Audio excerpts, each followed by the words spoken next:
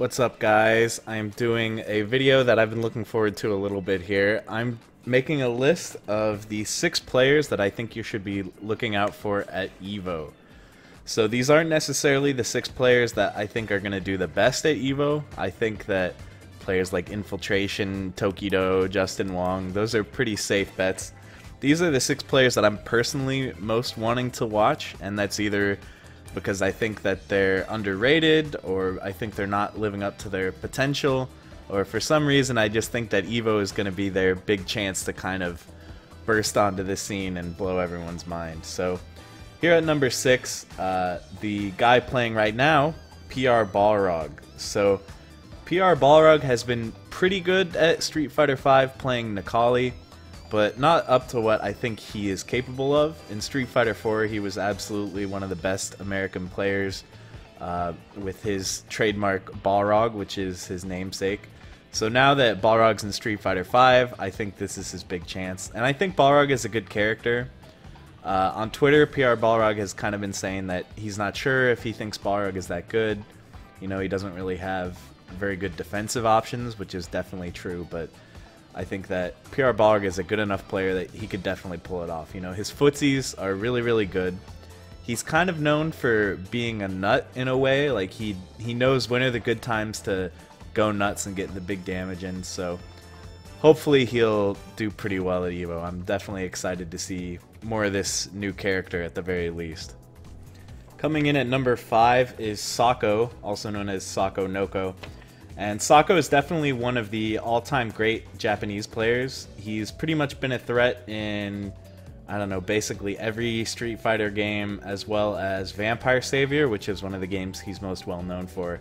He played BB Hood in that game, who is a very execution-heavy character, and that kind of indicates his style in a way. He's a very, very execution-heavy player. He's able to do really hard combos that a lot of players can't pull off or don't want to risk pulling off in tournaments. So now he's playing Ibuki. As far as I know, that's his new main, which I'm really excited for. I think the character fits his playstyle really well. And what's interesting is that I said in my Ibuki video that, you know, I don't really think she's like a fundamentals footsie spacing character. You know, she's more of like a rushdown, get in their face character. But if you watch Sako play, he's actually extremely potent at neutral with her. He's got good spacing, he's using the normals really well, and he's really patient. If you watch him play, he'll just stand still for long periods of time, you know, kind of letting the opponent make his own mistakes, not overcommitting to anything too risky. So, and then of course, when he gets that one hit, he's able to really convert it into big damage and big mix-ups. So I can't wait to watch Sako play some Ibuki. I think he's going to do really well. The next player I'm really excited for is Smug. Now, Smug kind of, I don't think, gets the respect that he deserves. You know, it's a combination of factors. First of all, he's a new school player. He hasn't been playing for that long. He's an online player. He started out online, and it took him a little while before he started going to live tournaments. He's a pad player, and there's a little bit of prejudice out there still against pad players versus stick players. And he played a really crazy character like Dudley, who, you know, a lot of people thought, oh, this character isn't about fundamentals, they're just about mix-ups, 50-50s. But I think if you watch Smug play, his fundamentals are actually incredible. He's got really good footsies, really great reactions that make him a really potent whiff punisher. And he's able to do these reads, these mix-ups, and these combos when he gets in these situations. You know, he's not just doing random stuff. He's playing a really, really solid game, and then when he gets that hit, when he gets that conversion, he turns up the heat and makes the opponent guess. So he hasn't been doing that great in Street Fighter V yet. I think part of the problem is if you're a character specialist like he was, he only played Dudley, and now that character's not in Street Fighter V, so he's kind of had to figure things out. He's playing Karen, who I think is a good fit. You know, she's a big footsies character, she's really solid. So I think the potential is there for him to do really great, and I hope that EVO is finally his chance to shine. Coming in at number 3 is Fuudo, and Fuudo is another one of those really great Japanese players who consistently does well, but I think he just hasn't quite achieved his potential in 5 yet. You may remember Fuudo actually won EVO a few years ago playing Fei Long in Street Fighter 4. And a lot of people thought that Armika was kind of a weird character for him.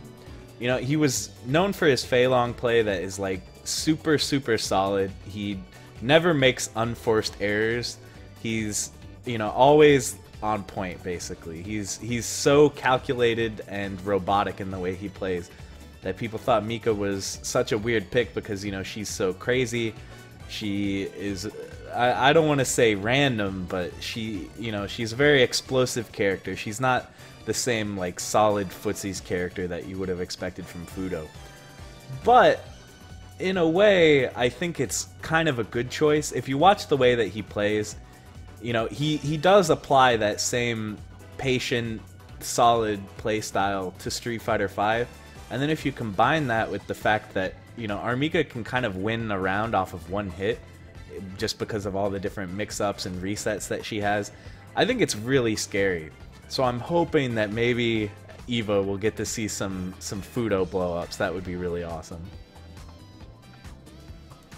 Coming in at number 2, we've got Nuckledu. And Nuckledu has definitely done really well so far in Street Fighter V. He's been top 8ing a lot of tournaments, coming close to winning a lot of tournaments, but I still think that he could be doing even better.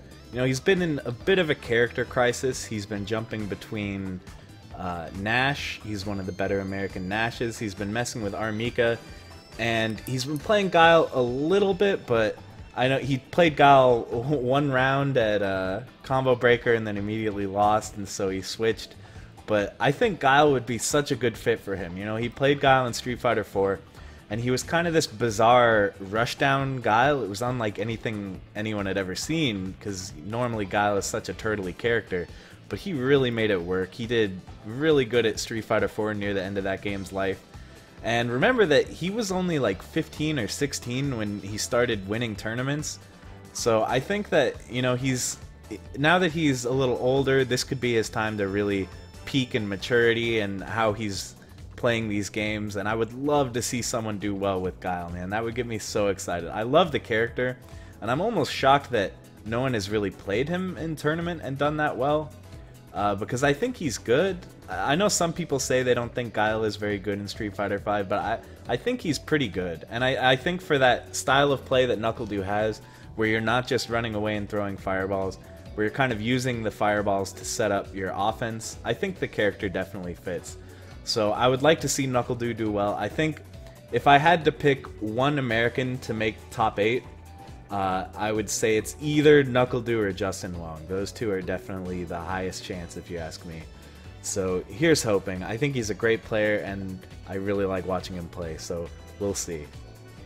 And the number 1 player I think you should watch for at EVO, anyone who knows me personally would know that this would be my number 1, Daigo Umehara. He is my favorite fighting game player, period. I love to watch him play. I really, really hope that he makes top 8 at EVO.